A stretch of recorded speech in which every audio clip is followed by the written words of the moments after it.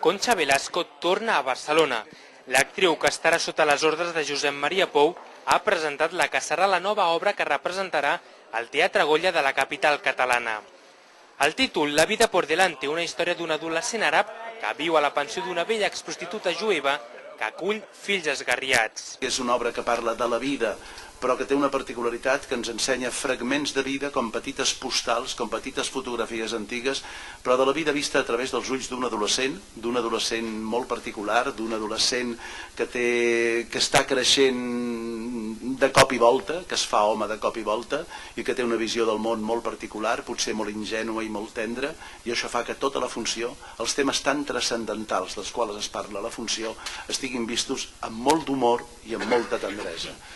Concha Velasco ha reconegut que és un honor estar a les ordres de Josep Maria Pou, qui fins la setmana passada estava representant els Nois d'Història al mateix teatre que acollirà l'actriu.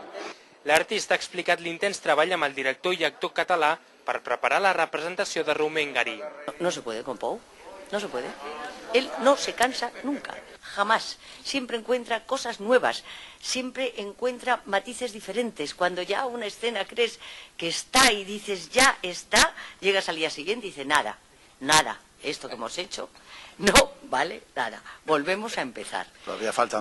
L'actriu ha confessat el gran respecte que li fa interpretar el seu personatge, sobretot perquè no vol defraudar els nombrosos espectadors que ja han adquirit una entrada per veure l'espectacle. Que un espectador saque una entrada con anticipación sin saber si los actores van a estar enfermos o malhumorados o con problemas personales, eso a mí me da una sensación de que yo no puedo fallar.